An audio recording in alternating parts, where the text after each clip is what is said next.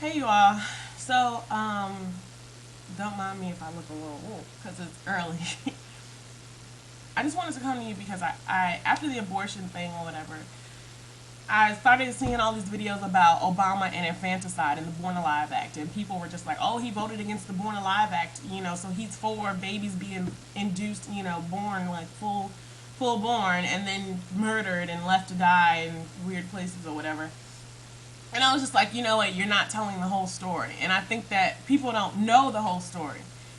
I know everybody saw, or a lot of people saw, Schoolhouse Rocks and how, a bill becomes law. But they didn't mention, or at least I don't remember if they mentioned or not, but they didn't mention how that bill is not the same bill when it goes in and when it comes out. It's not. Most of the time, it's not. When that bill goes in to both houses, it goes into separate houses. It goes into the House of Representatives and it goes into the Senate. Those, they have committees and subcommittees delegated within that field, whatever category they'll put it into a category. If it's if it's environment, or if it's agriculture, if it's something, some specific committee, they have some senators and some representatives delegated for those types of bills. And that committee, they could delegate a subcommittee to go through it and mark it up, and it's called a markup. They go through and they, take out, they delete, they add, they change, they reword, they do all of that to this bill in order to suit, what they think is, I guess, best for the country or whatever. Sometimes their own personal agendas. We know that. So by the time that bill comes out of that subcommittee and goes before everyone to be voted on, it may look a totally different way than it did when it went in. And that's what happened with the Born Alive Act. And I don't know why people think that that's just so absurd. Because one, Obama voted for the Born Alive Act to actually become federal law. It was already a law in Illinois. It's already in place in Illinois. You're not allowed to do that.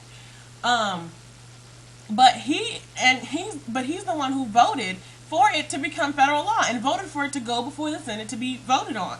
But once they got through marking it up, Obama recognized that what the bill represented now was an imposition on women's privacy and women's rights and a woman's right to choose. It wasn't just about, oh, you couldn't have abortions of this type. It went on to say things that might be misconstrued or might be represented in a court of law as a prohibition on abortion.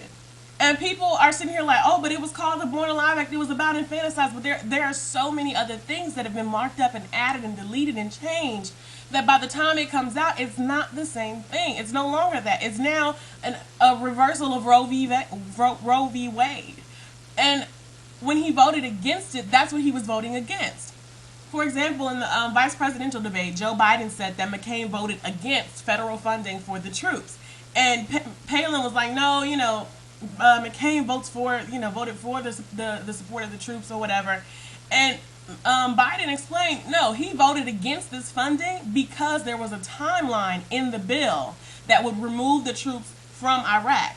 So basically it was saying that we'll fund you, but you also have to follow this timeline to move out of Iraq. And he didn't want that. He didn't, he wants us there forever. He wants us to pretty much just stay there or whatever. So he voted against it. Now, it may have been something that he would have normally voted for, funding for the troops, but because that little piece was in there and he knew that was going to go against his agenda or go against what he feels like was best for the American people, he voted against it, which is the same thing that Obama did in the Born Alive Act. So for people to go around misrepresenting that Obama voted against prohibiting infanticide use, and abortions or whatever, that's not the entire truth. That's not what it is. And technically that, and really that wasn't what he was doing. He was voting against the interruption of women's rights. And also too, not only does it go through markup in each house, like you could have two totally different things once you get through with the markups in the house, and you also you come up with the vote. That vote is null and void until they come together and they decide what one bill is going to be presented to the president. The House, if it doesn't pass in the House, let's say it dies in the House, you have nothing. It doesn't care if the Senate votes 98%. If it dies in the Senate, it dies. It doesn't matter. You can't pass it to the president unless both houses agree on it. If both houses majority pass it, then they all come together and then they try to remark it up again to make it fit. Because you could come up with a totally different thing. If you have a bill that says, if you have a law that was presented saying, No people, no U.S. citizens should be allowed to wear wife beaters in public anymore. It could go in House of Representatives. It could come out as black cat suits or something. If it goes into the Senate, it could come out as Daisy Dukes. And then you got black cat suits and Daisy Dukes, which are two different things. And it's like, okay, well, let's try to merge these together, you know. And then they take that, they vote on it again, and I think they present it to the president for him to sign or veto or do whatever he wants to do. So it's more complicated than, you know, just, oh, this bill was presented. It can say whatever it wants on the title. You can call it the Born Alive Act, but that does not mean that that's specifically and that's only what's in that bill.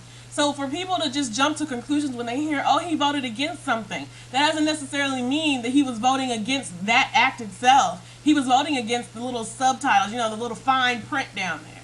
But I'm going to end it here because I'm talking a lot.